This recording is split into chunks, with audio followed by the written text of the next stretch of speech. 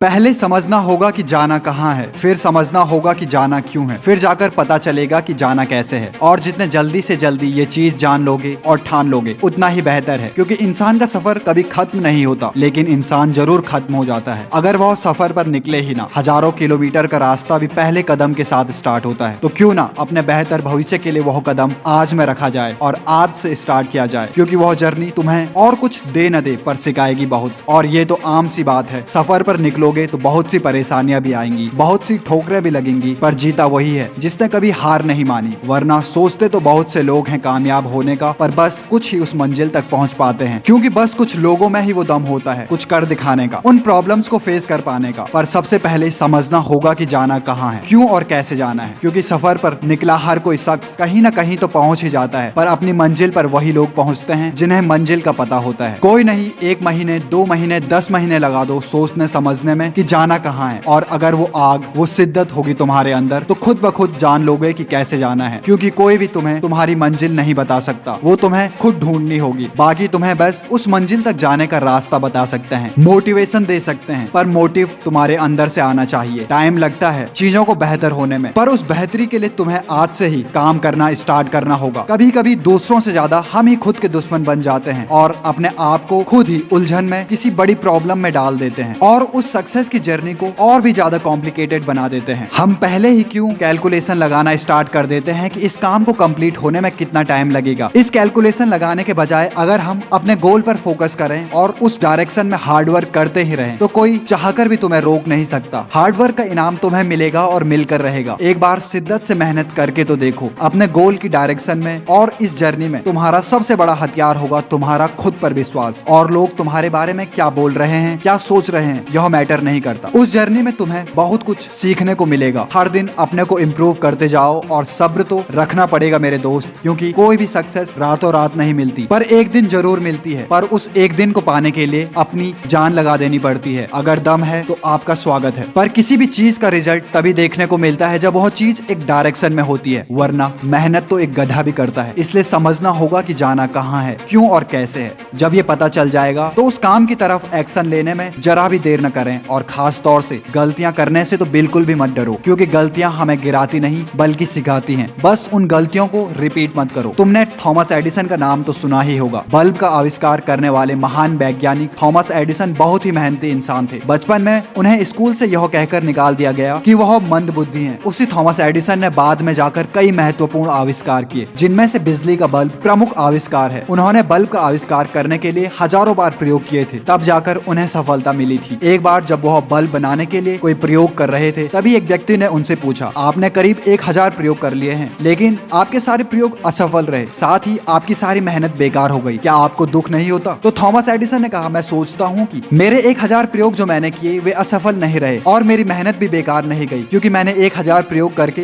यह पता लगाया है कि इन 1000 तरीकों से बल्ब नहीं बनाया जा सकता। मेरा हर प्रयोग बल्ब बनाने की प्रक्रिया का एक हिस्सा है, और मैं अपनी हर कोशिश के साथ एक कदम और आगे बढ़ता हूँ। कोई भी सामान्य व्यक्ति होता तो वह जल्दी ही हार मान लेता, लेकिन थॉमस एडिसन ने अपने प्रयोग जारी रखे और हार नहीं मानी, और आखिरकार एडिसन की मेहनत रंग लाई और उन्होंने बल्ब का आविष्कार करके पूरी दुनिया को रोशन कर दिया। यह थॉमस एडिसन जिन्होंने आशा की किरण को बुझने ही नहीं दिया और पूरी दुनिया को बल्ब देकर रोशन कर दिया। इसलिए लक्ष्य बहुत जरूरी है, और हमेशा लक्ष्य कोई बड़ा चुनो, क्योंकि चांद पर जाने की सोचोगे तो चांदनी चौक तो पहुंच ही जाओगे। इसलिए दुश्मन भी चुनोगे तो कोई बड़ा दुश्मन चुनना, क्योंकि अगर उससे हारोगे तो कहने को तो होगा कि दुश्मन बड़ा था, पर अगर अपने से छोटे से लड़ोगे तो और भी छोटे बन जाओगे। इसलिए लक्ष्य हमेशा बड़ा चुनना, और उस डायरेक्शन में जी तोड़ मेहनत करना। हमेशा उसी काम को चुनना जो तुम सच में करना चाहते हो, पर सबसे पहले समझना होगा कि जाना कहाँ, कैसे और क्यों है।